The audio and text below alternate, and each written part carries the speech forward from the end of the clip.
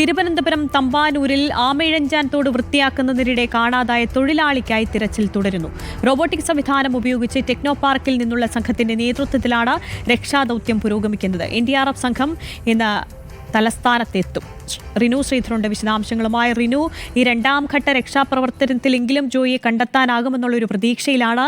ഈ രക്ഷാപ്രവർത്തനം എങ്ങനെയാണ് പുരോഗമിക്കുന്നത് നിലവിൽ?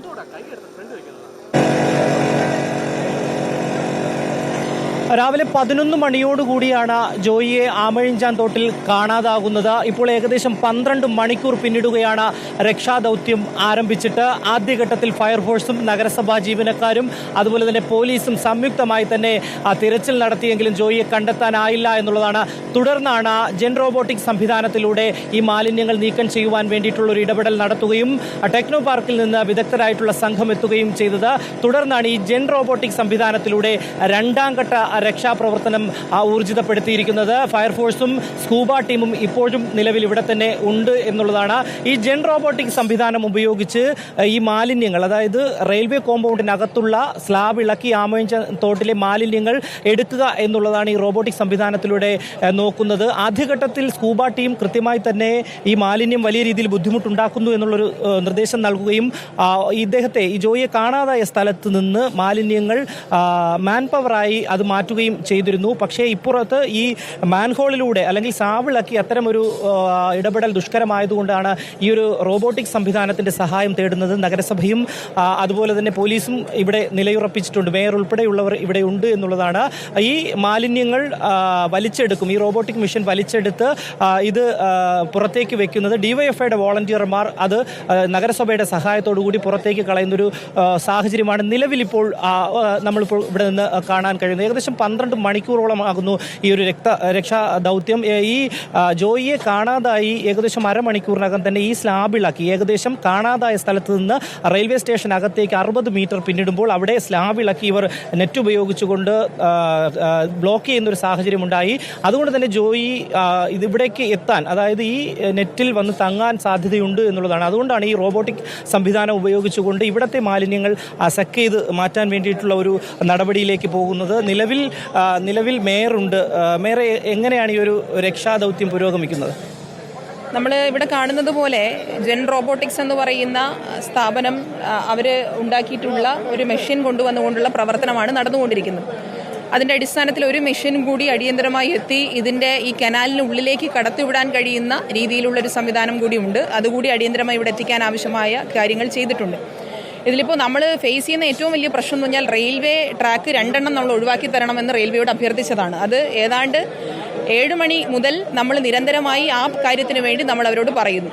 അങ്ങനെ പറഞ്ഞതിന് ശേഷവും ഇപ്പോൾ തന്നെ അമൃത എക്സ്പ്രസിന് ശേഷം മറ്റ് ട്രെയിനുകൾ ഈ 2 പ്ലാറ്റ്ഫോമിൽ വരില്ല എന്ന് ഉറപ്പ് നൽകിയതിന് ശേഷം 2 ട്രെയിനുകളായി ഇങ്ങനെ ഈ പ്ലാറ്റ്ഫോമുകളിൽ തന്നെ കൊണ്ടിടുന്ന ഒരു സാഹചര്യം ഉണ്ടാകുന്നു. ഇപ്പോൾ തൊട്ട് മുൻപ് തന്നെ പ്ലാറ്റ്ഫോമിൽ ട്രെയിൻ ഇട്ടപ്പോൾ നാളെ രാവിലെ മാറ്റുകയുള്ളൂ എന്ന് പറയുന്നു. കർശനമായി പറഞ്ഞതിൻ്റെ അടിസ്ഥാനത്തിൽ അത് മാറ്റി മറ്റൊരു ട്രെയിൻ കൊണ്ടിടുന്നു. അപ്പോൾ നിരന്തരമായി അത്തരത്തിൽ ഈ വിഷയം കാരണം ട്രെയിനുകൾ പാളത്തിൽ കൊണ്ടിടുന്നത് കാരണം നമുക്ക് കൃത്യമായി പ്രവർത്തനങ്ങൾ വളരെ കൃത്യമായ സമയത്ത് തന്നെ ചെയ്യാൻ കഴിയുന്നില്ല എന്നുള്ള വസ്തുത ഇനിയെങ്കിലും റെയിൽവേ മനസ്സിലാക്കണം.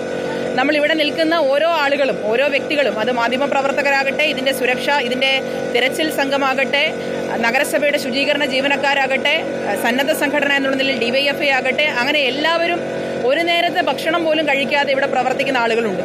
ഇത്രയും ആളുകളുടെ ഒരു പ്രയത്നം, അതിന് അടിസ്ഥാനപ്പെടുത്തിക്കൊണ്ടുള്ള ഒരു ഗൗരവമുള്ള ഒരു ഇടപെടൽ റെയിൽവേയുടെ ഭാഗത്തുനിന്ന് ഇനിയും ഉണ്ടായില്ല എങ്കിൽ അത് വലിയ പ്രതിഷേധത്തിന് കാരണമാകുമെന്നുള്ള കാര്യം ഞാനിവിടെ സൂചിപ്പിക്കുന്നു. ഇനിയെങ്കിലും അത് മാറ്റിക്കൊണ്ട്, ഇവിടുന്ന് ട്രെയിനുകൾ മാറ്റിക്കൊണ്ട്, ട്രെയിനുകൾ വരുന്നുണ്ട് എങ്കിൽ നമുക്കറിയാം, അതിൻ്റെ ഒരു പ്രയാസം നമുക്കറിയാം, പക്ഷേ ട്രെയിനുകൾ വരുന്നുണ്ട് എങ്കിൽ കൃത്യമായ സമയത്ത് അത് മാറ്റാനുള്ള ഒരു ഇടപെടൽ കൂടി റെയിൽവേ അധികൃതർ ഉണ്ടാക്കണമെന്നുള്ളതാണ് എനിക്ക് ഈ സന്ദർഭത്തിൽ പറയാൻ. മന്ത്രിയടക്കം പറഞ്ഞത് റെയിൽവേയുടെ ഒരു ഉദ്യോഗസ്ഥർ പോലും ഇവിടെ എത്തിയിട്ടില്ല എന്നുള്ളതാണ്. നമ്മൾ നോക്കുമ്പോൾ RPFന്റെയോ അല്ലെങ്കിൽ റെയിൽവേ പോലീസിന്റെ മറ്റ് പോലീസ് സംവിധാനങ്ങളൊന്നും തന്നെ ഇവിടെ ഇല്ല. കേരള പോലീസും നഗരസഭാ ജീവനക്കാരും മാത്രമാണ് ഉള്ള. ഏതെങ്കിലും രീതിയിൽ അവരുടെ ഭാഗത്തുനിന്ന് ഒരു അപാകതയുണ്ട് എന്ന് തോന്നുന്നുണ്ടോ? തീർച്ചയായിട്ടും മിനിസ്റ്റർ അതുകൊണ്ടാണ് ആ കാര്യം സൂചിപ്പിച്ചത്. കാരണം ഇത് കുറച്ചുകൂടി ഉയർന്ന ലെവലിൽ റെയിൽവേക്ക് എല്ലാ മെക്കാനിസവും ഉള്ള ഒരു വകുപ്പാണല്ലോ. റെയിൽവേ എന്ന് പറയുന്നത് എല്ലാ സാങ്കേതിക സംവിധാനങ്ങളുമുള്ള ഒരു വകുപ്പ് കൂടിയാണ് റെയിൽവേ എന്ന് പറയുന്നത്. അതിൻ്റെ ഒരു കാര്യക്ഷമമായ ഇടപെടൽ റെയിൽവേയുടെ ഭാഗത്തു നിന്നുണ്ടായിട്ടില്ല. ചില ഉദ്യോഗസ്ഥർ വരുന്നുണ്ട്, നമ്മളോട് കാര്യങ്ങൾ അന്വേഷിക്കുന്നു എന്ന് പറയുന്നത് ഒരു പൂർണ്ണമായി തൃപ്തിയായിട്ടുള്ള ഒരു കാര്യമല്ല എന്നുള്ളത് നേരത്തെ ബഹുമാന്യനായ മന്ത്രി സൂചിപ്പിച്ചതുപോലെ അത് നമുക്ക് വീണ്ടും ആവർത്തിക്കേണ്ടി വരുന്നു. ഇപ്പൊ തന്നെ ഈ വിഷയത്തിൽ, ട്രെയിൻ പിടിച്ചിടുന്ന വിഷയത്തിലടക്കം ഇതൊരു ഗുരുതരമായിട്ടുള്ളൊരു വീഴ്ചയാണ് റെയിൽവേയുടെ ഭാഗത്തു നിന്നുണ്ടാകുന്നത്. തീർച്ചയായും മേയർ പറയുന്നത് അത്തരമൊരു കാര്യമാണ്. അതായത് ആദ്യഘട്ടത്തിൽ തന്നെ ഈ 3-4 പ്ലാറ്റ്ഫോമുകളുടെ മധ്യഭാഗത്താണ് ഈ സ്ലാബ് ഇളക്കിയിരിക്കുന്നത്. സ്ലാബ് ഇളക്കി അതിനകത്തേക്കാണ് ഈ റോബോട്ടിക് സംവിധാനം ഉപയോഗിച്ച് മാലിന്യങ്ങൾ സെക്ക് ചെയ്ത് എടുക്കുന്നത്. പക്ഷേ ഈ രണ്ടു വശത്തും ട്രെയിൻ കൊണ്ടിടുന്ന ഒരു സാഹചര്യം ആദ്യഘട്ടത്തിൽ തന്നെ ഉണ്ടായി. നഗരസഭ മേയർ അടക്കം രാവിലെ മുതൽ ഇവിടെയുണ്ട്, ജില്ലാ കളക്ടർ ഇവിടെയുണ്ട്. അവർ നിർദ്ദേശത്തിനെ തുടർന്ന് ഒരു പ്ലാറ്റ്ഫോമിൽ നിന്ന് ട്രെയിൻ മാറ്റുന്ന ഒരു സാഹചര്യം, ഈ മറ്റ് 4ാം പ്ലാറ്റ്ഫോമിലേക്ക് ട്രെയിൻ എത്തില്ല എന്നുള്ള ഒരു ഉറപ്പും കൊടുത്തിരുന്നു. പക്ഷേ ഇപ്പോൾ എനിക്ക് പിന്നിൽ തന്നെ കൃത്യമായി കാണാൻ കഴിയും ഈ ട്രെയിൻ കൊണ്ടിട്ടിരിക്കുന്നത്. അത് രക്ഷാദൗത്യത്തെ ഒരു പ്രതികൂലമായി ബാധിക്കുന്നുണ്ട് എന്നുള്ളതാണ്, വലിയ രീതിയിൽ ബുദ്ധിമുട്ടുണ്ടാക്കുന്നു എന്നുള്ളതാണ്. ഒപ്പം ഞാൻ നേരത്തെ സൂചിപ്പിച്ചതുപോലെ തന്നെ Kerala police, Thampanoor CA, SHO ഉൾപ്പെടെയുള്ളവരാണ് ഇവിടെയുള്ളത്.